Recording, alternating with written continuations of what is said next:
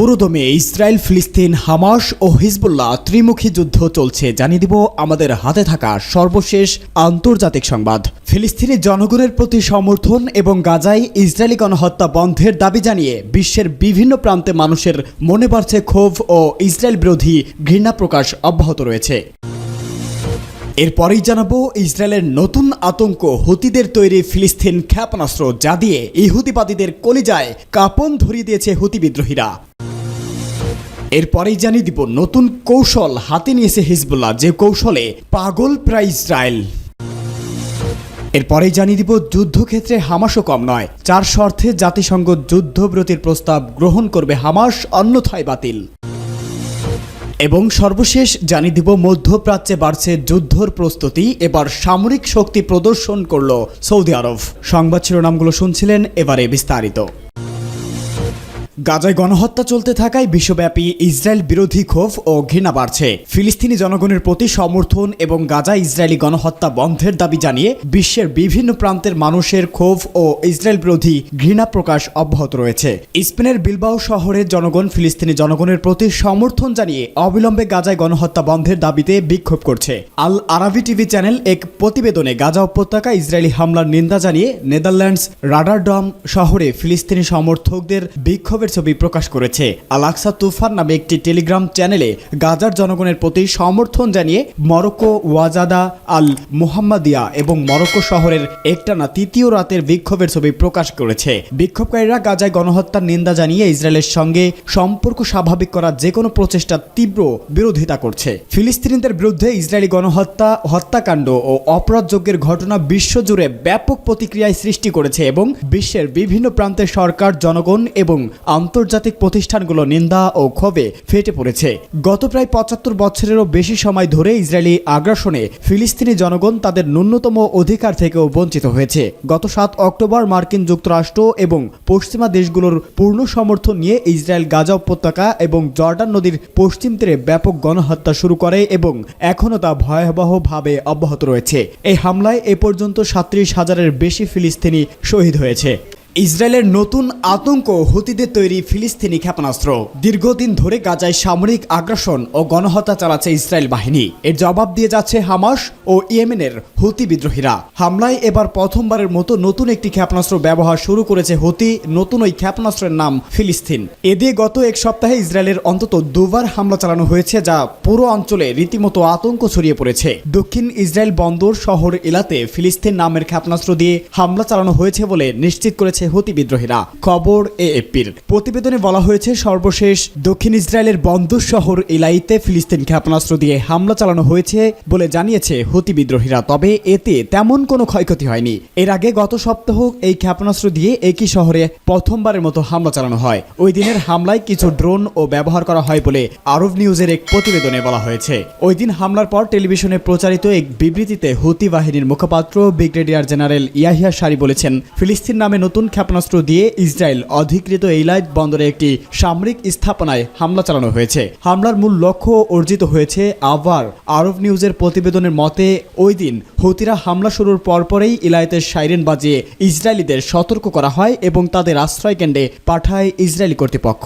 হামলার কথা স্বীকার করলেও তাতে কি পরিমাণ ক্ষয়ক্ষতি ও হতাহত হয়েছে তা জানায়নি ইসরায়েল। তবে হুতি সংশ্লিষ্টরা বলছে, ইসরায়েল স্বীকার না করলেও এসব হামলায় ইসরায়েলের ব্যাপক ক্ষয়ক্ষতি হয়েছে। গত বছরের 7 অক্টোবর হামাসের হামলার পর গাজায় সামরিক আগ্রাসন শুরু করেছে ইসরায়েল। এরপর গত প্রায় 8 মাস ধরে পশ্চিম তীর ও গাজার ফিলিস্তিনিদের উপর রীতিমতো গণহত্যা চালাচ্ছে। এখন পর্যন্ত 39,000 নিরীহ ফিলিস্তিনি নিহত হয়েছে, যাদের অধিকাংশই নারী ও শিশু। আহত হয়েছেন 82,000-এর বেশি, নিখোঁজ রয়েছে আরও প্রায় 15,000। ইসরায়েলের এই বর্বর আগ্রাসন ও গণহত্যার প্রতিবাদে ইয়েমেনের হুতি বিদ্রোহী ও সামরিক বাহিনী লোহিত সাগরে ইসরায়েলি জাহাজে হামলা শুরু করেছে। এক পর্যায়ে তারা ইসরায়েল অভিমুখে যে কোনো দেশের জাহাজকে টার্গেট করার ঘোষণাও দিয়েছে। যুক্তরাষ্ট্র ও পশ্চিমা দেশগুলোর জাহাজ ও ড্রোন লক্ষ্য করে হামলা অব্যাহত রেখেছে ইয়েমেনের সশস্ত্র এই গোষ্ঠীটি। ইসরায়েলকে বাঁচাতে হুতিদের বিরুদ্ধে গত কয়েক মাস ধরে পাল্টা অভিযান চালাচ্ছে যুক্তরাষ্ট্র, যুক্তরাজ্য সামরিক জোট। এতে এরই মধ্যে বহু হুতি যোদ্ধা হতাহত হয়েছে, কিন্তু তাদের কোনোভাবেই দমানো যাচ্ছে না। এডেন সাগর থেকে লোহিত সাগর পর্যন্ত ইসরায়েলি ও পশ্চিমা জাহাজ ও স্বার্থ টার্গেট করে নিয়মিত হামলা চালাচ্ছে হুতি বিদ্রোহীরা। ইসরায়েলি হামলায় নিষ্পেষিত ফিলিস্তিনিদের প্রতি সমর্থন জানাতেই নতুন ক্ষেপণাস্ত্রের নাম দেওয়া হয়েছে ফিলিস্তিন। বলা হচ্ছে ইরানের ফাতা ক্ষেপণাস্ত্রের সঙ্গে এর মিল রয়েছে, যা হাইপারসোনিক গতিতে আঘাত হানতে পারে। হিজবুল্লাহর যে কৌশলে পাগল প্রায় ইসরায়েল। লেবাননের ইসলামী প্রতিরোধ আন্দোলন হিজবুল্লাহর সরবরাহ করা একটি ব্যতিক্রমী ভিডিও ক্লিপ সম্প্রতি আল জাজিরা টিভি চ্যানেলে সম্প্রচারিত হয়েছে। সেখানে দেখানো হয়েছে হিজবুল্লাহ কিভাবে ইসরায়েলি সেনাদের সব ধরনের গতিবিধির উপর নজরদারি বজায় রেখেছে। সবচেয়ে বিস্ময়কর বিষয় হলো ইসরায়েলি সেনাদের নিজস্ব কক্ষেও হিজবুল্লাহ নজরদারি রয়েছে। গত বছরের 7 অক্টোবর থেকে গাজায় নির্বিচারে হামলা শুরু করে দখলদার ইসরায়েলি বাহিনী। এর পরের দিন 8 অক্টোবর বিশ্ব প্রতিরোধ ফ্রন্টের প্রতিনিধি হিসাবে ইসরায়েলের নির্দিষ্ট কিছু এলাকায় সব গুপ্তচর ভিত্তিক কেন্দ্র ও পর্যবেক্ষক টাওয়ার এবং রাডার জ্যামিং ব্যবস্থা লক্ষ্য করে হামলা চালায় হিজবুল্লাহ। সেদিন তারা ইসরায়েলের মিরুন গোয়েন্দা ঘাঁটিতে অন্তত 7 বার আঘাত এনেছে। এছাড়া তাবরিয়া ও বালাদা রামিশ এলাকার কাছে 2টি ইসরায়েলি গুপ্তচর বেলুন অকেজো করে দিয়েছে। এর ফলে লেবানন সীমান্তের কোনো তথ্যই সংগ্রহ করতে পারছিল না ইসরায়েল। লেবাননের আকাশ সীমানা থেকেও তাদের নজরদারি তৎপরতা নিষ্ক্রিয় হয়ে পড়েছে। এই কৌশলে সেদিন দারুণ সাফল্য পেয়েছে হিজবুল্লাহ। খুব সহজেই ইসরায়েলের ভেতরে গোয়েন্দা বিমান ও আত্মঘাতী ড্রোন পাঠিয়ে অভিযান পরিচালনা করতে সক্ষম হয়েছে সংগঠনটি। আগাম পদক্ষেপের কারণে ইসরায়েলের উত্তর ফ্রন্টে হিজবুল্লাহর বিমান ও ড্রোন প্রবেশ করার পরও তাদের সতর্কমূলক ব্যবস্থাগুলো স্বয়ংক্রিয় হয়নি এবং কোনো ধরনের সাইরেন বেজে ওঠেনি, কারণ হিজবুল্লাহ এর আগেই সব ব্যবস্থাকে অকেজো করে দিয়েছিল। ইসরায়েলের গুপ্তচর বৃত্তির কেন্দ্রগুলোকে অকেজো করে দেওয়ার কারণে এখন হিজবুল্লাহর ড্রোনগুলো খুব সহজেই পর্যবেক্ষণ কাজ চালিয়ে যেতে পারছে। দখলদার ইসরায়েলের আরব আল আরামাস অঞ্চলে সফল অভিযানের মতো বহু অভিযান সম্ভব হয়েছে হিজবুল্লাহর প্রথম দিনের অভিযানের কল্যাণে। হিজবুল্লাহ গোয়েন্দা বিমানের মাধ্যমে গুরুত্বপূর্ণ তথ্য সংগ্রহের পরপরই আরব আল আরামশা অঞ্চলে সফল হামলা চালিয়েছে তারা। এর ফলে ইসরায়েলের 18 সেনা হতাহত হয়েছে। হিজবুল্লাহ ক্রমেই হামলা বিস্তৃত করছে। দখলদার ইসরায়েলের 2টি গুপ্তচর বেলুন অকেজো করার কৌশলটি বিশ্বের অনেক সামরিক বিশেষজ্ঞদের নজর কেড়েছে। লেবাননের সামরিক আদালতের সাবেক প্রধান বিচারপতি ব্রিগেডিয়ার জেনারেল মুনির শেহেদা ইসরায়েলি বেলুন অকেজো করা সম্পর্কে ইরানের মেহের বার্তা সংস্থাকে বলেছে, লেবাননের দিকে বাতাস বইতে শুরু করলে হিজবুল্লাহ প্রথমেই কৌশলে বেলুনের নিয়ন্ত্রণ কক্ষে হামলা চালিয়ে তার ধ্বংস করে দেয়। বেলুন অকেজো করার আগেই এই নিয়ন্ত্রণ কক্ষ ধ্বংস করাটা জরুরি ছিল, কারণ এটা না করা হলে নিয়ন্ত্রণ কক্ষ থেকে বেলুনের সব তথ্য মুছে ফেলা হতো। এদিকে আল জাজিরা টিভি চ্যানেল হিজবুল্লাহর ভিডিও ক্লিপটি সম্প্রতি সম্প্রচার করেছে। তাতে দেখা যাচ্ছে হিজবুল্লাহ দখলদার ইসরায়েলের বেইত হিলাল এলাকায় ইসরায়েলি সেনাদের সব ধরনের তৎপরতার নজরদারিতে রেখেছে। সেনাদের বেডরুমের খোঁজ খবরও হিজবুল্লাহর কাছে রয়েছে। হিজবুল্লাহ ইসরায়েলি সেনাদের বেডরুমে নিখুঁত ক্ষেপণাস্ত্র হামলার মাধ্যমে এর প্রমাণ দিয়েছে। হিজবুল্লাহ সামাজিক মাধ্যমে আহত ইসরায়েলি সেনাদের ছবিও প্রকাশ করেছে। হিজবুল্লাহ ড্রোনগুলো নিয়মিত এসব তথ্য সংগ্রহ করে নিয়ন্ত্রণ কক্ষে পাঠাচ্ছে। ফলে হিজবুল্লাহ জানতে পারছে কখন ইসরায়েলি সেনারা ঘাঁটি থেকে বের হচ্ছে এবং কখন ঘাঁটিতে ঢুকছে। ইসরায়েলি সেনাদের সামরিক যানগুলোর যাতায়াত সম্পর্কেও হিজবুল্লাহ সঠিক তথ্য সংগ্রহ করতে পেরেছে।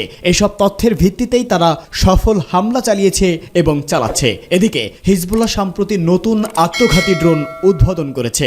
এই ড্রোনে 2টি শাম 5 ক্ষেপণাস্ত্র থাকে। এছাড়া নতুন ড্রোন একই সময় 3টি ভিন্ন লক্ষ্যবস্তুতে আঘাত হানতে সক্ষম। এসব ড্রোনের ক্যামেরা বসানো রয়েছে।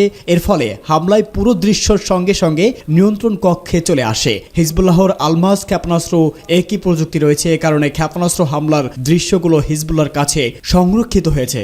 4 শর্তে জাতিসংঘের যুদ্ধবিরতি প্রস্তাব গ্রহণের ঘোষণা হামাসের। ফিলিস্তিনি প্রতিরোধ আন্দোলন হামাস 4 শর্তে গাজায় জাতিসংঘ নিরাপত্তা পরিষদের যুদ্ধবিরতির প্রস্তাব গ্রহণ করার ঘোষণা দিয়েছে। তারা প্রস্তাবটি নিয়ে বিস্তারিত আলোচনার ব্যাপারে আগ্রহ প্রকাশ করেছে। এখন যুক্তরাষ্ট্রের উপর নির্ভর করছে যুদ্ধবিরতি চুক্তি বাস্তবায়নে ইসরায়েলকে বাধ্য করা। গাজার অপর দল ইসলামিক জিহাদও একইভাবে সাড়া দিয়েছে। হামাসের 4 শর্ত হচ্ছে গাজায় স্থায়ীভাবে যুদ্ধ অবসান, ইসরায়েলি সৈন্যের পূর্ণ প্রত্যাহার, বিধ্বস্ত এলাকা পুনর্নির্মাণ এবং ইসরায়েলি কারাগার থেকে ফিলিস্তিনি বন্দীদের মুক্তি প্রদান। হামাসের কর্মকর্তারা স্বামী আবু জুহুরি রয়টার্সকে একথা বলেছে।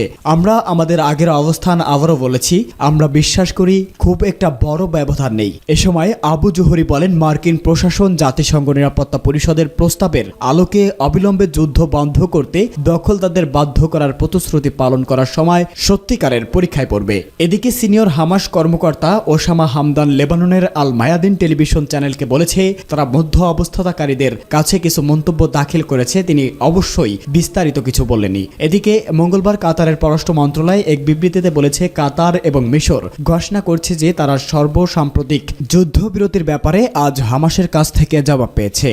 এবার সামরিক শক্তি প্রদর্শন করলো সৌদি আরব। যুদ্ধ যেন মধ্যপ্রাচ্যকে ছাড়ছেই না। এমনিতেই কয়েক মাস ধরে উত্তপ্ত মধ্যপ্রাচ্য, গাজায় ইসরায়েলের অভিযান আর প্রক্সি যুদ্ধ এই অঞ্চলকে উত্তাল করে রেখেছে। আবার উপসাগরীয় অঞ্চলে ইয়েমেনের বিদ্রোহী গোষ্ঠীর হামলা সাগর পথে বাণিজ্যকে ঝুঁকিতে ফেলেছে। সব মিলিয়ে যুদ্ধ এই অঞ্চলকে গিলে খাচ্ছে। এসবের মধ্যে এবার মহড়ার মাধ্যমে সামরিক শক্তি প্রদর্শন করলো সৌদি আরব। এবার মধ্যপ্রাচ্যের সব দেশই চাচ্ছে সামরিক শক্তি বাড়াতে। সৌদি আরব চায় রণকৌশলে নিজেদের পারদর্শী করে তুলতে। এ নিয়ে যুক্তরাষ্ট্রের সঙ্গে চলছে দর কষাকষি। প্রায় বিভিন্ন গণমাধ্যমে শোনা যায় এই বুঝি সামরিক চুক্তিতে পৌঁছালো সৌদি ও যুক্তরাষ্ট্র, কিন্তু শেষ পর্যন্ত হচ্ছে করেও তা আলোর মুখ দেখেনি। চুক্তি হোক বা না হোক, এবার মক্কায় সামরিক প্যারেড করছে সৌদি আরব। মুসলিমদের কাছে অত্যন্ত পবিত্র এই মক্কা নগরী আবার